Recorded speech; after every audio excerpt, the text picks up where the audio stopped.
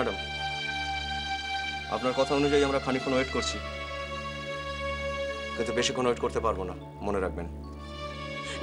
না না অফিসার, বেশিক্ষণ ওয়েট করতে হবে না। আমার বোনের বর তো গেছে, আর আমার দাদা বাইরে দাঁড়িয়ে আছে, এক্ষুনি চলে আসবে, এক্ষুনি চলে আসবে বাবা, এক্ষুনি চলে। দাদা, শুভ কোথায়? এসে গেছে, এসে গেছে শুভ। কোথায় শুভ? অ্যাডভোকেট চ্যাটার্জি চেম্বার থেকে ফোন করেছিল, খুব চেষ্টা করছে বাবা জামিনের জন্য। বধূ নির্যাতনের কেসে জামিন পাওয়া এত সহজ নয়। কিন্তু অফিসার, এই কেসটা সম্পূর্ণ সাজানো, আপনি কেন বুঝতে পারছেন না? একটা নির্দোষ মানুষকে হ্যারাস করার জন্য মিথ্যে সাজানো হয়েছে, একটা নাটক। কোন নাটকটা সত্যি আর কোন নাটকটা মিথ্যে, তার বিচার তো আদালত করবে। এই একটা চা বলতো আমার জন্য, গলাটা শুকিয়ে গেছে। আপনি বসুন। আচ্ছা ঠিক আছে, আমি নিজেই যাচ্ছি। রতন দা, একটু তাড়াতাড়ি জানাও না গো, ঠাম্মার জন্য আমার খুব টেনশন হচ্ছে। অক্সিজেন দেওয়ার পর ঠাম্মা যদি ঠিক না হয় তখন কি হবে? আয়ুষ, তুমি চিন্তা করো, অক্সিজেন দিলে ঠাম্মা ঠিক হয়ে যাবে। আমার তো মনে হয় ঠাম্মারা এতক্ষণে বাড়িও পৌঁছে গেল। ও দাদা, আপনি একটু জোরে চালান না, আমরা অনেক পিছিয়ে গেছি, একটু তাড়াতাড়ি চলুন। দাদা, শুভ আসেনি এখনো? না রে, এখন আসে। কেন আসছে না বলতো এখনো? বুঝতে পারছি না রে, ফোনেও পাচ্ছি না, বারবার চেষ্টা করছি। আরেকবার একটু ট্রাই করে দেখ না রে। কি হলো?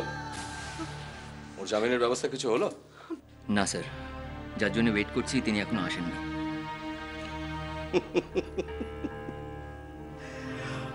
আর এসে পৌঁছবেও না।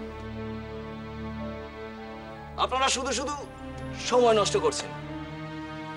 আরে মশাই, যত দুধে উকিলি হোক, এই সমস্ত কেসে জামিনের ব্যবস্থা করতে পারবেন না। তবুও স্যার, আর কিছুক্ষণ তো দেখি। দেখুন, তবে ওই কিছুক্ষণ। হাই স্যার, বিনা লাইসেন্সে অটো চালাচ্ছিল। যা এবার হাজতে বসে অটো চালা। দাও, এটাকে লকাপে ঢুকিয়ে দাও, যাও। কোথাকার লোক গো আপনারা? এখানে কি করতেছেন? আমরা কলকাতা থেকে এসেছি, গাড়িটা এখানে খারাপ হয়ে গেছিল। না মানে জায়গাটা তো ভালো নয়, রোজ এখানে দাঙ্গা হয়, মাঝে মধ্যে লাশ টাশও পড়ে।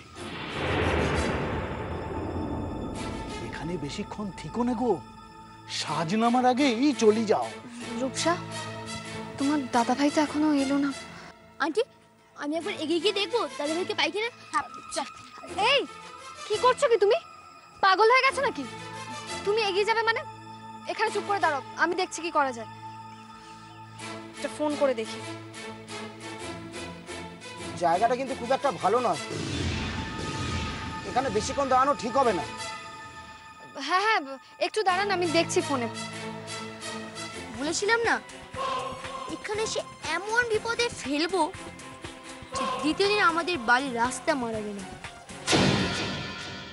কি হলো শুভ? জামিনের পেপারটা কই? দাও নাকি, দাও। জামিনের কাগজটা পাওয়া গেল না দিদি।